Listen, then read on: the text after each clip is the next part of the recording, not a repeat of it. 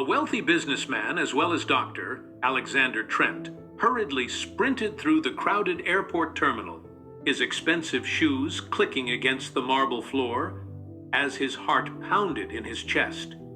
His flight was about to board, and the stakes couldn't have been higher.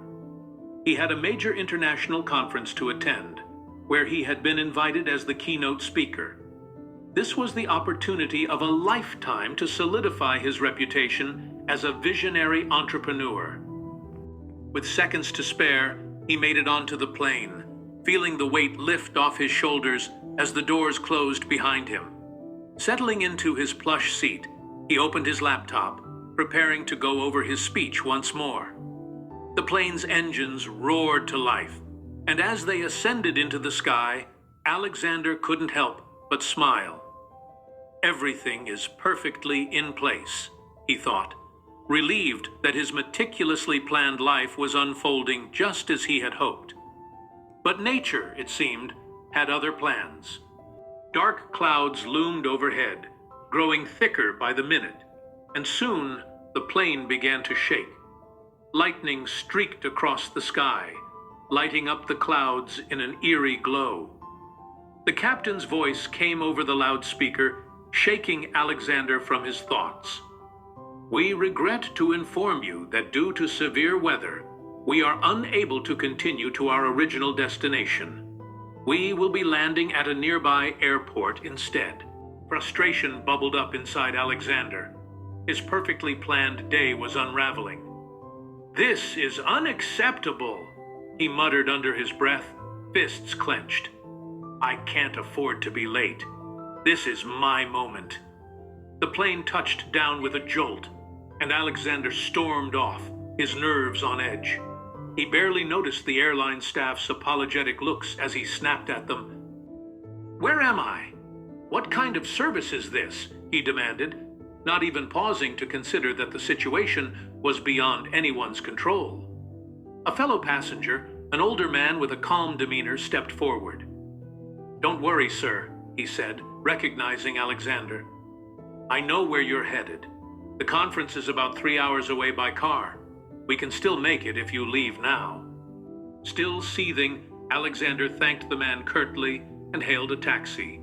As he gave the driver his instructions, he barked, "I need to get there, fast. No delays, no excuses. Make it happen." The rain pounded relentlessly as the cab sped along slick roads. The storm showed no signs of letting up. The driver, his face tense with concentration, suddenly turned to Alexander. "Sir, I think I've lost my way." Alexander felt a wave of fury rise within him. His mind raced, and his heart pounded in his chest. But then, something shifted. He paused, taking a deep breath, realizing that his anger wasn't helping the situation. "All right," he said, forcing the words through gritted teeth. "Just get us out of this mess." The driver, looking more and more frazzled, spotted a small house in the distance, lights flickering softly through the windows. "Perhaps we should stop here and wait for the storm to pass," he suggested, his voice tinged with uncertainty. Alexander reluctantly agreed. He was running out of options, and the storm was getting worse by the minute. The taxi came to a halt, and the two men climbed out, the wind howling around them. They knocked on the door, and after a moment, an elderly woman answered. Her face was weathered with age, but there was a serene warmth in her eyes. Come in," she said, her voice gentle but firm. "The storm is too fierce to travel in. You can wait here until it passes." Inside, the air was thick with the scent of incense, and the soft glow of a single lamp illuminated a modest room. In the corner, a young child lay on a bed, his pale face drawn with sickness. The old woman invited them to sit, but Alexander, still feeling the pressure of time, declined politely. "Do you have a phone?" he asked, his impatience creeping back into his voice. The woman smiled sadly. "We don't have a phone or electricity here, young man. This is a small village, but you are welcome to rest while the storm passes." As the minutes ticked by, the old woman began to speak of her sorrow.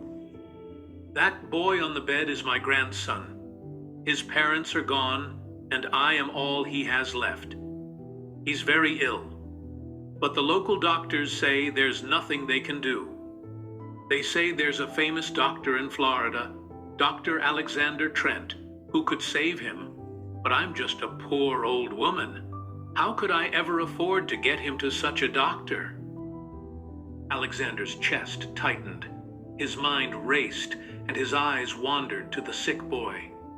His heart softened, and a profound sense of guilt washed over him.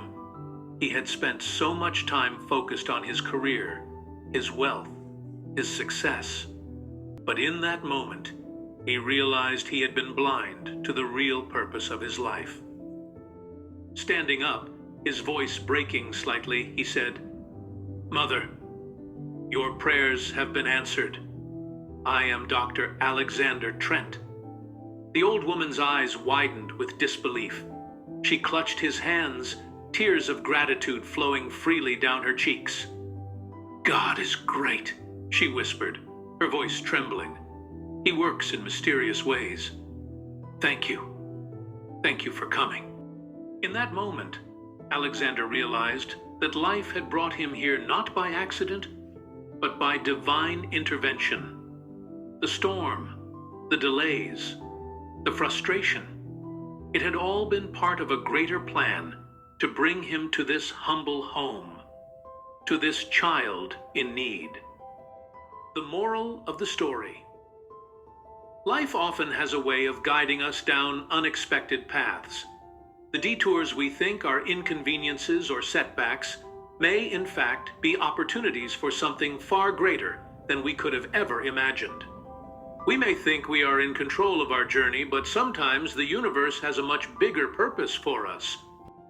Alexander Trent's journey to success was no longer defined by his wealth or the applause of crowds, but by the quiet, humble moments where his skills and presence made a life-changing difference. In the most unexpected place, surrounded by a storm, he found his true calling.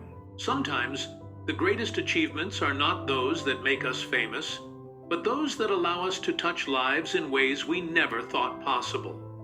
Life is not about avoiding challenges, but embracing them with faith, compassion, and a willingness to see the hidden blessings in every situation. Trust the process.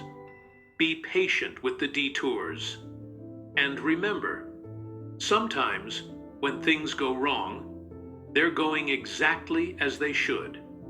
Thanks for listening. Kindly subscribe and comment.